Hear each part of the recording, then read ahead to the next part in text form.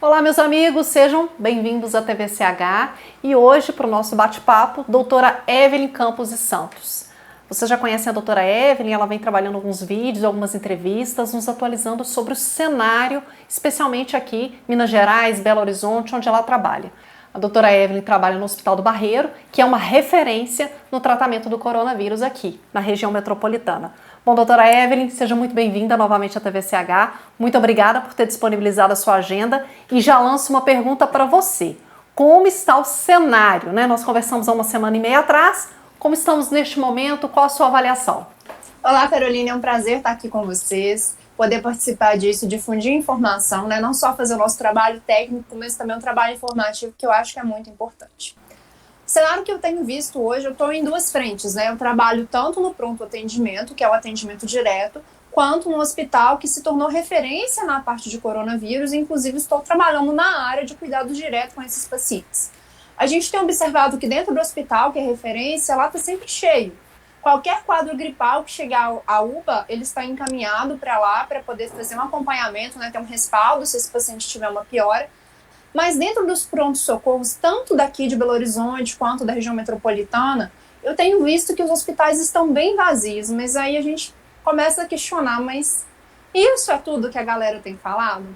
Ontem eu estava assistindo uma aula de algumas pessoas da Associação Médica de Minas Gerais, uma aula online no YouTube, abordando isso. Então, o que se discutia é o seguinte: quando você começa a fazer um isolamento social antes, que a gente começou a fazer antes, como diz, da vaca para o brejo, né? A gente viu o cenário lá na Itália, na Espanha, nos Estados Unidos, que esperou estar num ponto muito crítico para poder fazer isolamento, então já não era tão efetivo. Você começa a evitar algumas doenças. Por exemplo, quando você vai para uma empresa, eu estava atendendo até alguns dias atrás muito quadro de diarreia, né, que você pode transmitir. Transmissão é por alimento, por higiene de mãos. Às vezes você tem uma contaminação na empresa, a pessoa que fez a comida estava com uma infecção, esparramou para todos os funcionários. Se você faz home office, você reduz isso. Vamos pegar, por exemplo, quem trabalha com call center. Nesse período de troca de estação, de esfriar, de esquentar, a gente tem muito quadro gripal, que também é muito frequente nessa época no pronto-socorro. Se você tira as pessoas do ambiente de um call center que trabalha ali 20, 30 pessoas num local fechado com ar-condicionado, você reduz a disseminação de gripe, de resfriado, de sinusite, que também é muito comum nessa época. E outra coisa que a gente tem observado, inclusive estava circulando aí nos WhatsApps uma foto do pronto-socorro do João 23, uma sexta-noite, sem ninguém, lá que tem vários leitos de trauma, é que as pessoas pararam de circular, a gente parou de ter acidente de moto, a gente parou de ter acidente de trânsito, né? No Brasil a gente tem uma estatística absurda, né, de acidente automobilístico, essas coisas. As pessoas estão ficando mais em casa, então a gente teve uma redução muito grande nisso. E outra coisa, as pessoas têm ficado receosas de ir ao pronto-socorro. Se você for pensar, quem tem um quadro já de um grupo de risco, está com um quadro gripal, pode no pronto-socorro encontrar alguém que realmente tem o coronavírus. Então se a pessoa não tinha, ela vai passar a ter. As pessoas têm ficado um pouco receosas e têm ficado mais em casa. Outra coisa que a gente tem visto, as teleconsultas, né, que começou a circular. Então, inclusive na prefeitura, né? Isso, a prefeitura ela fez uma parceria, né, com a Unimed, né, para teleconsultas. Então, isso tudo tem reduzido a ida ao pronto-socorro. E eu acho que uma coisa que tem contribuído muito é o receio da população. Mas aí também tem uma outra questão, né? Esse isolamento que a gente fez deu uma achatada na curva, mas o nosso pico está previsto para o final do mês. Então eu não sei se a marolinha, a calminha que vem antes do tsunami, ou se realmente no Brasil a gente está tendo um quadro mais brando e menos pior em relação ao que a gente tem visto na Europa e nos Estados Unidos, né? A gente fica aí nessa dúvida. Só para a gente reforçar então que esse pico da curva, ele é, vou dizer, altamente esperado, né? Porque é muito infeliz essa expressão, mas muito se discute, né? Tá chegando, não chegou. Não, agora tá chegando, não chegou. Hoje, dentro dos indicadores que vocês trabalham, espera-se que o pico da curva aconteça quando? A gente tem observado que Minas, né, isso está variando de um estado para o outro. Em São Paulo, no Rio, parece que isso está mais intenso. Como a gente começou a fazer esse isolamento social antes, alguns estados demoraram mais para fechar comércio, para reduzir, né, a circulação das pessoas. Em Minas, do que tenho visto, está previsto para o final do mês. Última semana de abril, comecinho de maio. Então, o fato da gente ter adotado esse isolamento, o nosso pico, que você pensa, por exemplo, na Itália, existe uma pessoa que estava contaminada, que ficou circulando e disseminando o vírus. Então, esse pico foi muito mais rápido. Você teve o maior número de pessoas que se contaminou muito rápido, o sistema de saúde não estava preparado, essas pessoas foram para o hospital. Do que a gente vê, 80% das pessoas são quadros muito leves, 20% vão precisar do hospital e 5% vão precisar de um CTI. Então, o sistema de saúde lá não tinha se estruturado, né, foi um dos primeiros a ser afetados. Então, o pico foi mais rápido. Então, se sobrecarregou o sistema de saúde, você não tinha uma estrutura preparada. Esses pacientes graves que precisam de ir para UTI, às vezes ficam 20 dias no respirador, então você tem aquele aparelho ali parado por 20 dias, né, por questão do paciente se recuperar. Então, lá não teve esse período. Quando a gente começa esse isolamento social antes, as pessoas vão se infectando. Claro que num período, muita gente vai se infectar, mas você vai se infectando, como diz, em parcelas, né? Mais devagar, para dar tempo do seu sistema de saúde se adaptar a isso. E aí a gente começou a criar leito, a gente já viu algumas medidas que a gente pode adotar hoje, que há 15, 20 dias atrás a gente não tinha, né? Hoje a gente está estudando muito sobre a fisiopatologia, a gente está vendo qual que é a repercussão disso no pulmão, no coração. O que que você tem, né, que esse vírus faz no primeiro dia, no quinto dia, no 10º dia, no 20º dia? Isso a gente não tinha há 20, 30 dias atrás. A gente está produzindo muito conhecimento com uma aceleração muito rápida. Então, isso nos permite tratar melhor, às vezes, um paciente numa fase precoce e evitar que ele complique. Ou mesmo um paciente que já está complicando, a gente tem outras opções, né? A gente está vendo algumas coisas, ainda muita coisa em estudo, de opções de tratamento que os primeiros países que tiveram o impacto não tinham, né? A gente, graças a Deus, estamos aprendendo com a experiência de outros lugares e isso nos tem auxiliado um pouquinho, eu acho que tem amenizado o quadro aqui no Brasil. Você tocou num ponto importante, doutora Evelyn, que são as opções de tratamento, né? Tem se discutido muito, né, sobre a hidroxicloroquina, o momento de utilizar, né? O Ministério da Saúde tem um posicionamento, alguns médicos, alguns profissionais têm trazido o posicionamento de antecipar a utilização da hidroxicloroquina. Em paralelo, existem estudos de outras linhas de medicamentos inclusive que são usados para piolho, não é isso? De estudos que estão sendo feitos na Austrália. Qual que é a sua visão? Como é que tem sido a aplicação e a utilização desses tratamentos alternativos neste momento, né? Nessa etapa da curva? Então, a gente tem visto, assim, isso ainda não tem um consenso entre os especialistas. Alguns serviços já estão adotando o uso de hidroxicloroquina, estão fazendo, assim, grupos de estudo, às vezes até em fase precoce. A gente tem visto o uso de ivermectina, eu vi um estudo que estão fazendo na Austrália, né, que é um remédio que a gente usa para tratar piolho. A gente tem medicações, por exemplo, o Anita, que é o nome popular de um remédio para verme também, que tem estudo. Tem o Caletra, que é uma medicação que a gente usa para tratamento de pacientes com HIV. Tem imunossupressores, tem sim muitas coisas que estão se estudando, inclusive para poder combater, dependendo de cada estágio da doença, mas não tem um consenso ainda, a gente ainda não sabe dose das coisas, né? Porque uma coisa é você usar isso para uma doença que você já conhece, né? Outra coisa é a gente pegar esse monte de informação, de estar entendendo ainda aos poucos como que isso funciona no seu corpo para poder definir qual que é a dose, porque não necessariamente a dose que eu uso para uma outra doença vai ser o que eu vou usar agora. E aí a gente tem que tomar alguns cuidados, porque são medicações que não são isentas de problemas. Por exemplo, a hidroxicloroquina que a gente tem visto, né, que eu acho que é o que é mais popular, em alguns pacientes ela pode dar uma alteração no eletrocardiograma e ela pode predispor arritmia. E isso pode, dependendo das medicações que o paciente está usando, aumentar o risco de arritmia e às vezes você vai causar a morte por uma outra coisa. Então, tem que se ter muito estudo para avaliar qual que é a dose que eu vou usar nesse paciente que já usa outra medicação que pode dar o mesmo problema no eletro, do coração, e aumentar o risco de arritmia. Então, tem duas medicações que aumentam o risco de arritmia. E aí, eu vou dar a mesma dose, eu não vou dar, eu vou dar uma dose mais baixa? A gente ainda está aprendendo isso na prática, como fazer. Por isso que a gente não indica o uso indiscriminado, né? Igual a galera vê lá, eu vou tomar hidroxicloroquina, você não sabe nem se funciona para prevenção.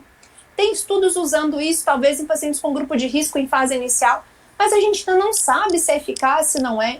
E os estudos que a gente viu até agora, a maioria com um número muito pequeno de pessoas, alguns às vezes com um que a gente fala de desenho metodológico. A maneira como esse estudo foi feito, às vezes não foi muito bem desenhado, não foi muito bem selecionado. Então tem muita coisa que a gente tem que esperar um pouquinho. Eu sei que é uma angústia muito grande, que a gente quer uma resposta, mas às vezes se a gente for com muita sede ao pote, às vezes a gente pode acabar causando dano por outra coisa, né? Então tem que ter um pouquinho mais de calma. Na parte da medicina geriátrica, a gente sempre fala, nunca seja nem o primeiro e nem o último a usar alguma coisa. Então, é preciso a gente ter um pouco mais de certeza, né? Porque ainda está tudo muito incerto, é tudo muito estudo pequeno, para eu poder indicar isso para uma população geral, porque a responsabilidade é muito grande, né? Você pode fazer um pandemônio também, né? Você pode causar um problema grande se você começar a disseminar as coisas que você ainda não tem muita certeza. Os médicos nesse momento, doutora Evelyn, eles têm autonomia para prescrever a hidroxicloroquina ou esses medicamentos que estão em testes em casos iniciais? Como é que funciona esse protocolo para vocês? Então, isso varia muito de uma instituição para outra. Eu já vi hospitais de São Paulo que já estão usando. Aqui em Minas não vi nenhum protocolo assim muito bem definido. Então, tá todo mundo muito pouco receoso, né? Como diz assim, tendo muita cautela nesse momento. Como a gente não tem um dado, né? Todos os artigos que a gente avalia na medicina, a gente avalia a questão de nível de evidência, né? Se isso foi feito um estudo muito bom, se foi feito um estudo mais ou menos, se o número de pessoas que foi colocado no estudo foi bom. Então, a gente ainda não tem um embasamento muito bom para poder indicar. Então, todo mundo está um pouco de cautela, né? Estamos esperando ver o que vai acontecer aqui e ali para a gente poder definir a nossa linha. Então, nenhum dos locais que eu trabalho hoje, ainda a gente tem uma indicação assim bem dita para hidroxicloroquina. Tá. Isso vai depender de uma instituição para outra, de um estado para outro. Em São Paulo, eu estou vendo que a galera está usando mais, mas a gente ainda não tem nada muito certo. Bom, é uma equação difícil de fechar, né, doutora Evelyn? A questão da saúde, as questões econômicas, né, a volta do ciclo produtivo, né, dentro dos estados. Nós estamos chegando aí a 2% de letalidade, 11 óbitos, né, de acordo com os dados do site e do aplicativo específico do coronavírus do Ministério da Saúde. Esses dados são de ontem, dia 7/4/2020. Doutora Evelyn, é o momento de manter esse isolamento, na sua opinião? É o momento de flexibilizar esse isolamento? Dentre tudo que você tem visto na tua prática e nas informações que têm chegado, qual a tua visão? Essa é uma questão assim, extremamente difícil de responder, extremamente delicada, porque a gente está no meio de um fogo cruzado, né? Como eu disse, se correr o bicho pega, se ficar o bicho come. A gente tem visto um cenário mais brando em relação ao que a gente esperava, mas, repito, a gente ainda não chegou ao pico, então eu não sei se esse cenário é real ou se acalmaria antes do tsunami, que eu escutei de relato de outros colegas, mas, ao mesmo tempo, a gente vê um país em que as pessoas, às vezes, não estão tendo mais como se manter, né? As empresas estão quebrando, no nosso país, a maioria dos empregos é mantido por pequenas empresas. Então, é como diz Flávio Augusto, um grande empresário, ele fala, se espere o melhor, mas se prepare para o pior. A gente está num cenário que eu espero que ocorra tudo bem, mas eu não sei, eu preciso de esperar, né, estar preparada para um cenário de guerra, porque se vier, ok, eu já estou preparada, mas eu espero que isso melhore rápido. Agora, a questão da gente voltar para os nossos trabalhos é uma incógnita. Né? Eu queria muito voltar para minha vida, eu queria muito voltar para a rua, para correr, para fazer um monte de coisa, mas ao mesmo tempo eu me sinto um pouco insegura, porque eu acho hipocrisia eu mandar as pessoas ficarem em casa e eu não ficar em casa. Né? Eu acho que a gente conquista as pessoas pelo exemplo. Eu tenho saído da minha casa para ir para o hospital e para o supermercado, ponto. Queria muito sair para olhar outras coisas, não dá. Né? Nesse momento, até o que a gente tem definido de recomendação do Ministério da Saúde é ficar em casa. Começou a se flexibilizar em alguns locais, abrir comércio. Não sei como que isso vai se reportar ainda. Eu acho que a gente está num fogo cruzado. É difícil da gente poder responder. Se vai fica, ter que ir no tentativa e erro, talvez. Nós vamos ter que ir tateando, ver o que vai ser. Bom, esse cenário, ele depende de questões governamentais, de orientações, protocolos, mas a gente vem defendendo muito aqui na TVCH, doutora Evelyn, que alguns pontos dependem do nosso gerenciamento, né? Gerenciamento das nossas emoções, da forma como a gente lida, dos aspectos de prevenção.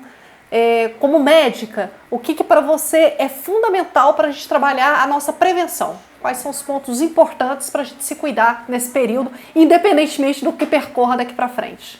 Independente de qualquer coisa, né? Acho que é o básico, é higiene de mãos, né?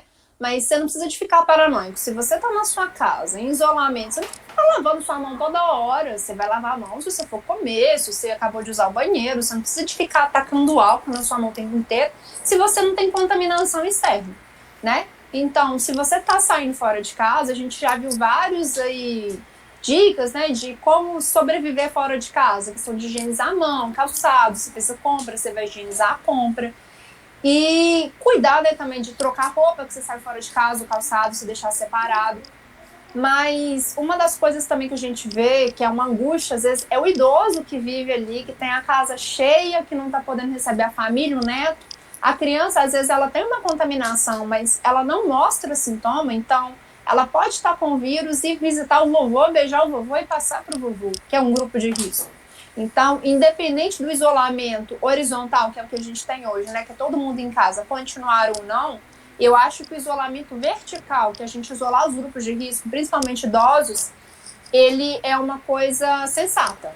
Porque essas pessoas, querendo ou não, são as que estão mais suscetíveis, né, a pegar o vírus, tem um quadro grave, não quer dizer que todo mundo vai ter, mas até a gente ter uma definição melhor de tratamento, uma vacina, eu acho que é o mais prudente, né? Agora, se a gente vai conseguir, porque hoje alguém estava me relatando que saiu na rua, a lotérica cheia de idosos, o supermercado cheio de idosos, a fila do banco. Então, assim, eu tenho visto, às vezes, também que o grupo principal de risco que deveria estar em casa está se expondo. Então, assim, até onde a gente pode fazer uma coisa ou outra? É a liberdade da pessoa, você está orientando, tal, até onde você pode interferir nisso? É uma questão muito delicada. Mas, acima de tudo, acho que a gente tem que cuidar também da nossa saúde mental. A gente tem uma sobrecarga muito grande de informação. As pessoas que já têm um quadro de depressão, de ansiedade, têm sofrido mais com isso, né? Então, algumas dicas que eu acho que são válidas é desligar a televisão, você não tem que ficar lá vendo, atualizou, morreu mais tanto, num país tal, tá assim, assim, assado. Desligue-se disso, procure fazer aquilo que você gosta. Eu vi uma lista enorme de cursos online que os locais têm disponibilizado. Eu já vi um curso da Faber-Castell de desenho, da Fundação Getúlio Vargas, que tem um curso de marketing digital, não sei o que, tem um monte de coisa que eu queria fazer, mas eu tô tentando me situar aí no meio para estudar, fazer outras coisas e tentar ter tempo para mim também. E vai fazer coisas que te deem prazer, vai ler, vai meditar. Eu tô na vibe de tentar aprender a meditar, porque eu tenho uma dificuldade muito grande, eu sou meio imperativa de poder dar uma desligada. A gente tem que fazer aquilo que nos faz bem, conversar com pessoas que te fazem bem, né? Por exemplo, o idoso não pode receber visita, faz uma videochamada, manda uma mensagem. Se você mora na mesma cidade, de repente você compra uma comida e manda entregar num delivery lá, que você não vai ter contato. São coisas pequenas que a gente pode fazer no dia a dia, que eu acho que vai ajudar muitas pessoas. E a gente tem que se reinventar, né? Sim. Isso tudo, eu acho que se existe alguma coisa positiva, é a gente repensar as nossas coisas, repensar naquilo que é importante pra gente, né? E se reinventar nesse mundo nosso. Você imagina se a gente tivesse tido isso há 10 anos atrás, que a gente não tinha internet? Quanto que ia ser mais difícil, né? Se hoje já tá difícil, você imagina isso há 10, 20 anos atrás, ia ser muito mais complicado. Então vamos... Desculpa te interromper, né, doutora Evelyn, mas você trouxe um ponto assim que me chama muita atenção, que é essa estratégia do medo, né, do estresse que isso causa, né, morreu mais um, morreu mais outro. As televisões, as mídias de uma maneira geral vão trazendo essa informação online com o pressuposto de informar, mas que na verdade causa um desespero maior nas pessoas, né, e desespero abaixa a imunidade nossa, né. Então, além da gestão das nossas emoções, o que mais que a gente pode fazer para melhorar a nossa imunidade nesse período? Uma questão que é sempre importante, que é um pouco mais difícil agora, é fazer atividade física. Eu estou tentando com alguns programinhas em online, eu sou pior de academia, estou sofrendo para voltar para minha academia, para correr na rua. Mas tem algumas que você pode fazer, um abdominal, um agachamento, alguns exercícios bem simples que você pode fazer só para não ficar parado. Alimentar bem, comer verdura, legume, carne, né? Nada de dieta restritiva. Agora é um período que você precisa que a sua imunidade funcione melhor. Aí então você fica com aquele jejum maluco de ficar 3 dias sem comer, ou de comer só a folha, gente. Agora você precisa de sua imunidade boa, né? Às vezes, eu pelo menos sofro desse problema. De vez em quando eu fico mais ansiosa, eu como além da conta. Eu como doce, tudo que eu vejo na frente. Então a gente controlar um pouquinho a ansiedade também acho que é importante. Dormir bem, o sono, ele regula um monte de hormônio nosso, ele inclusive auxilia no aprendizado. A gente tem estudos falando que a falta de sono pode contribuir inclusive para demência, então o sono, independente de qualquer fase da vida, ter um sono de qualidade é bom. E o principal é você fazer aquilo que você gosta, né? Você desligar um pouquinho, você dar uma redução no pico de cortisol, que é o hormônio que é liberado quando tem estresse, que abaixa a imunidade. Então a gente tentar desligar na medida do possível. Muito bom. Bom, pessoal, eu acredito que dessa história toda, muitos capítulos ainda virão e a TVCH segue comprometida em passar informação para vocês. Doutora Evelyn, mais uma vez, muito obrigada pela agenda, pela disponibilidade e, como eu disse da outra vez, pela generosidade em compartilhar no momento em que, se você está atendendo, você já está fazendo muito, mas você ainda opta por estar aqui conosco para compartilhar seus conhecimentos. Eu espero te encontrar em breve, na expectativa de que a gente tenha boas notícias para trazer para as pessoas. Te desejo aí bom trabalho e você que acompanha a TVCH, continue com a gente, nós estamos cada vez mais perto de vocês.